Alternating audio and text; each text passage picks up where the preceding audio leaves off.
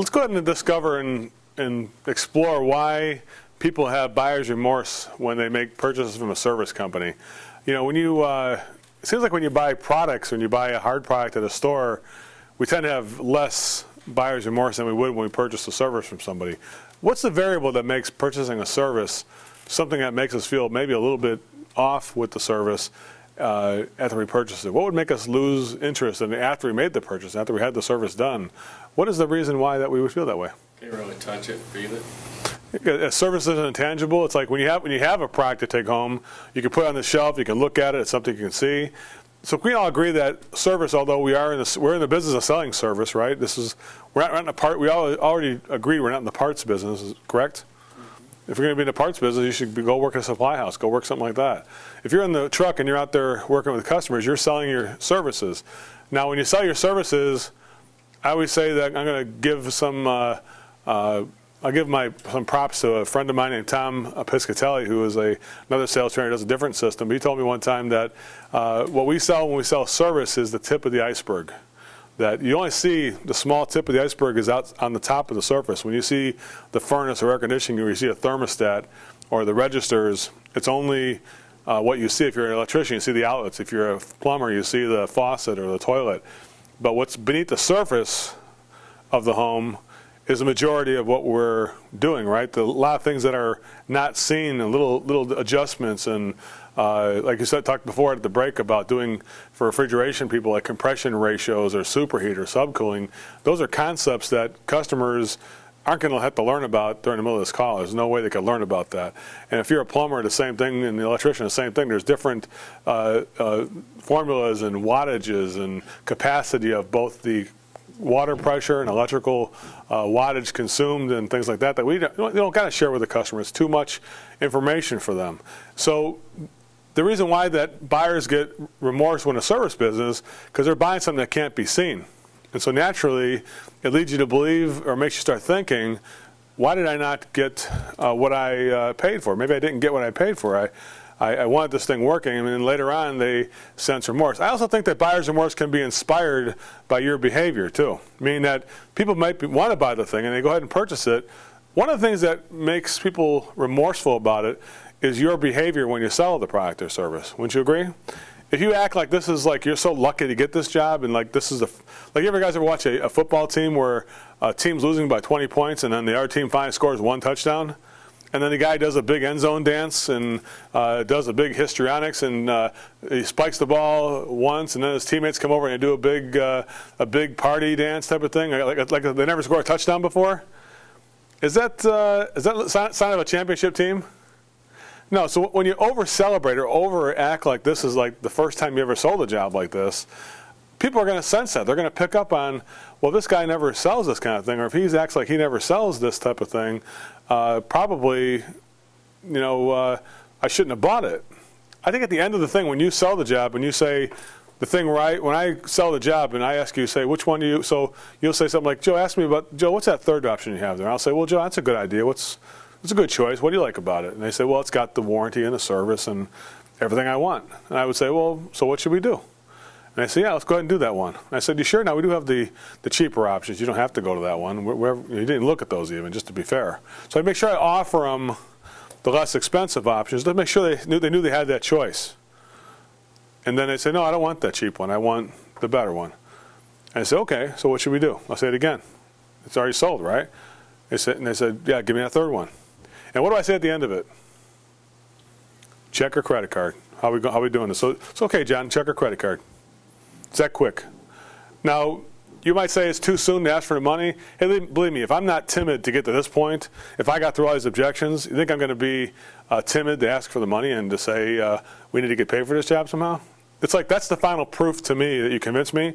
The final convince me of the whole call is pay me. Are you going to pay me with this thing?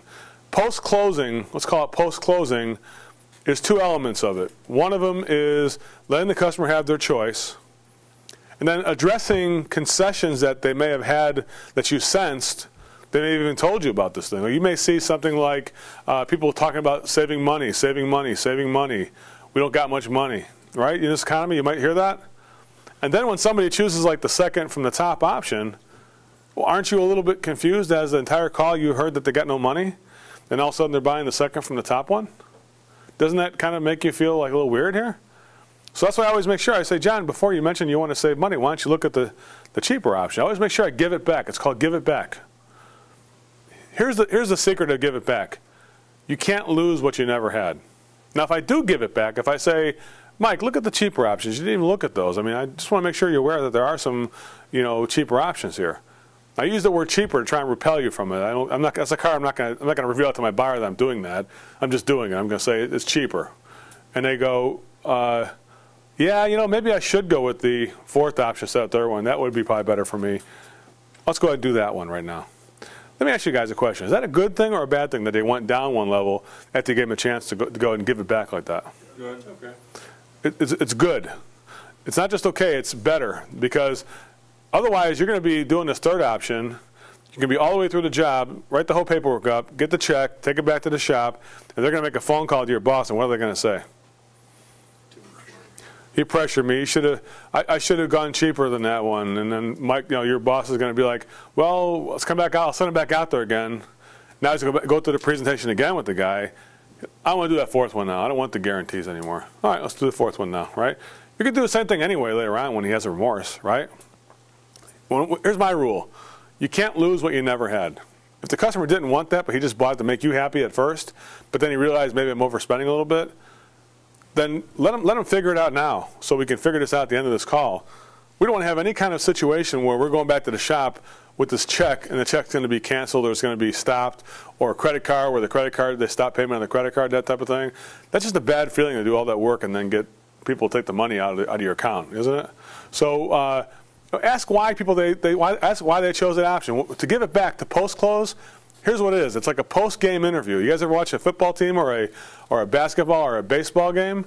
At the end of the show, I remember the Chicago Cubs used to have a show called The 10th Inning. I don't know if they still have that thing where at the end of the game they do an interview with the players and they do some interviews at the end of the game. They do the same thing with this. You're going to interview the customer to see why they bought this thing. So what kind of questions are you going to ask after they buy it? Well, first of all, say, well, John, always offer them the one that was less expensive by saying, you got the cheap one. You didn't even look at that. At least take a look at that for me. Just to confirm they don't want that cheap one. This way it's solid, right? No, I want the better one, Joe. Okay, good. Let me ask you a question, John. So check or credit card? Yeah, credit card. Let's do that way. Now, once they bought it and you get the credit card information, hey, John, now you do a post-game interview. What does that sound like? It says, hey, can I ask you a question, Mary? Hey, what's that? Well, what was the reason why you decided to go that way as opposed to the less expensive option? I mean, or what kind of words did I say or use that made you purchase that one? You have anything that you could tell me that anything I said or did that made you go with that one? Well, yeah, Joe, when you said I had the 5-year can't write a check warranty, I had to have that one. Or when you said Rolls Royce package, I had to have that one. The post-selling has two roles. One, it eliminates buyer's remorse at the end, but two, it helps you learn the kind of language that you're using that helps people make purchases, right? Any kind of addressing any past concerns now's the time to do it. Let's say you went in there and people said, I want a new thermostat, I want a new thermostat, and you found all along that the refrigerant was missing from the unit, just refrigerant out of the unit type of thing, right? Or let's say they wanted, John, they may want what do you call it? They may want a new surge protection unit, and you may want some kind of upgrade or something they may want to say this is the problem. I know what the problem is. It's probably just switch over here. I know it's that toilet. It's probably the flapper in the toilet. They might say to a plumber, right? Well, let's say you go through the thing and you find it's not that at all. It's not the thermostat. You still might even offer a thermostat. John, you said you want a thermostat. I put it in the top one here, but the actual problem, you have a fault in the refrigeration containment system. That's why the thermostat's just operating on its own. It's just not. Nothing wrong with that. But I did offer you one of the top two options here anyway because you said you wanted it. You were confirmed. So I always offer what people do want. If they say they want something better, give them the thermostat, give them the surge protection, put it in your options. Now, when people make a purchase and they go, "Oh, give me a third one. I don't need the thermostat. Then give me the third one." So now, John, you understand? Make sure you understand this. You aren't getting the thermostat in this one. Just so you know, I want to understand there is no thermostat in this one. Just so we're clear on this. You're only going to get the refrigerant containment system. You're okay with that? I'm good with that. That's another way to do the post-game interview to make sure that they're addressing past concerns. If you're selling equipment or a different kind of thing, maybe somebody wants a Federal Pacific or not a Square D breaker panel, or maybe they want a carrier air conditioning system, and maybe they want a certain kind of a Kohler toilet for a plumber. And then you come in there and you offer something better, and they bought the better one, something that has your signature series attached to it. Maybe it's nothing to do with the brand name anymore. And they were sworn that they were going to buy a Train, or they were going to buy the Ream, or they were going to buy the ITE, or something like that. You should address it at the end of the call. You said, now, John, I want to just confirm something. When I first got here, you said you wanted to go carrier on this thing. Now, we got to use our signature series, which is it's better than carrier, I know. But are you okay with not getting the carrier unit? Why are you okay on changing your mind on this? I want to hear from you why this is a good idea to change your mind on this, just so I want to hear it from you. You got to put it out there now, and that takes a little bit of a backbone. A lot of guys say, why do that? You might be saying, aren't you talking yourself out of a sale? Well, I'll tell you what, if I'm going to talk myself out of one, I want to make sure I am going to have it happen now. If I want to hear the customer have remorse, let's have the remorse happen while I'm here so I can sell it again. Have you ever been to a company where you sold something and then the boss said go back and sell it again because he's canceling the job? You ever have it happen to you before? It is not a good feeling. If you've been in this business long enough, you've sold something like this, got the whole thing, got the check, some other guys are putting it in, and then they say, call up, Mr. Johnson wants to cancel, Tom. Then you have to send the technician back out there again, or you have to go out there yourself and talk to them about it and calm them down or whatever you got to do to get this job sold, right? Well, in this case, post-selling, post-closing, we don't have to do that. We're going to do it right now at the point of contact.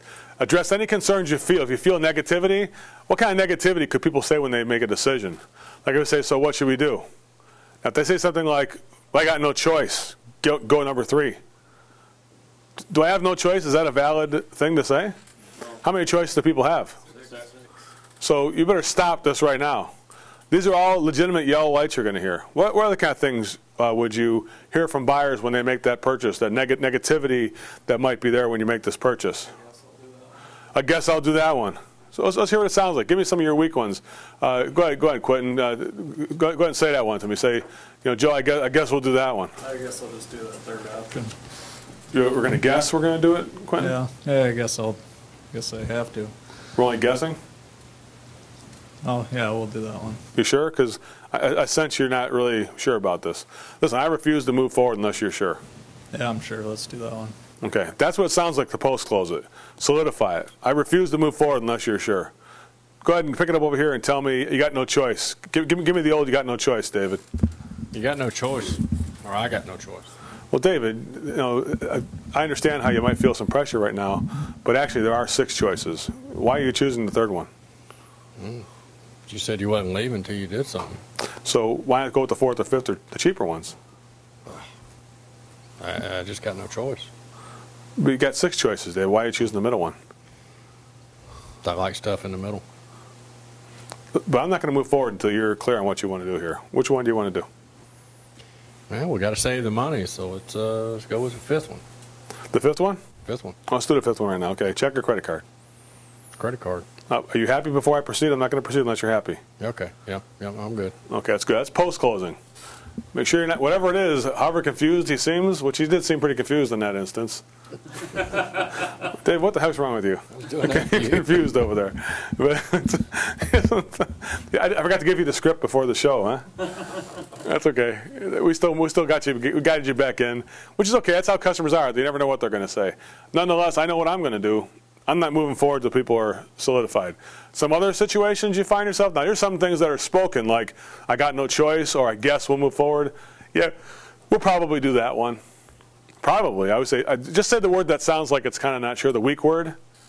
Yeah, maybe we'll do that one. Just say, how do you respond to that? Go ahead, you do it. You grab it, Mike. Go ahead and you be the technician. I'll be the guy deciding. Ready? Here we go. Yeah, maybe we'll do that one. Maybe we'll do this one. No, we'll definitely do that one. All right. Now offer to say, now Joe, listen, I'm not going to go forward unless you're sure. Are you sure? Are you sure about that, Joe? I'm definitely sure, Mike. I want to do that third one. Let's do that one. Now what? What do you ask for now? Check or credit. Check, okay? Sure. I'll get my checkbook. We'll get started. That's it. That's how it sounds. Try it, Merle. You try it. I'll be the homeowner. Yeah, I guess we're going to wind up doing that one there, that 4th one, huh? You sure about that one? Yeah, definitely. I want to get that 4th one done. Why that one? Well, because it's got the better warranty. I don't want to go cheap on this. I do want to get something a little bit more quality. It has a 1-year warranty. I don't want the 6-month warranty, and it does have the better. It has a service program. We just want to get that. So let's go and get that one. So you're sure about this one right here? Let's do that one. Yeah. Why do this one? Check your credit. Credit card, okay? That's fine. I'll get American Express. I'll get it for you. That's it. That's what it sounds like, real quick. Post closing, give it back. Joe, you got the cheaper ones. Don't forget, you got the cheaper ones on this thing. You didn't look at the cheap ones even, right? Always use that word cheap when you're trying not to sell something, which you are saying. Hopefully you don't want to go. People don't go lower, right? That's what it sounds like. What other situations that are unspoken? When senior citizens buy something from you, you got a senior citizen, somebody who is by themselves, or even a senior citizen couple, and you're selling a nice big fat juicy $2,500 renovation of the outdoor system or something like that, or you're going to sell a new electrical panel that costs $12,000 to a senior citizen, or you can do a sewer dig or something like that for $10,000. Boy, you better address something here, right? You feel comfortable about this thing, that you're going to go to the bank on a senior citizen and not have any problem? Who's going to come after this deal on you? Kids. The kids are going to come after this one. So when it comes to senior citizens, always ask, John, is there any other resources, or you have any kids or anybody else we need to talk to about this before we move forward?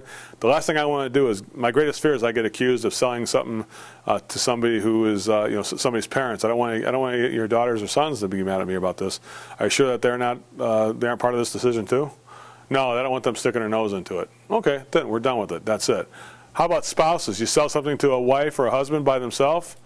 Mainly you sell it to the wife, and then the husband hears about it later on. The husband's out of town. You ever do that one before? Husband's traveling somewhere out of town, and you sell the wife some kind of a big system of some sort, or some kind of a big repair of any kind. It could be anything. It doesn't have to be that big even.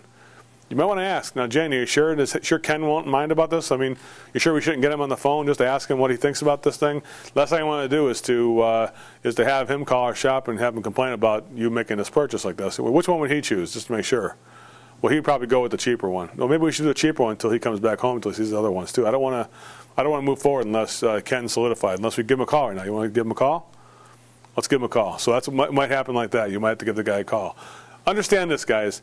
I know it sounds like a strange part of the thing, like we just sold it. Why would we go through all the effort to make sure that that people are solid on this thing?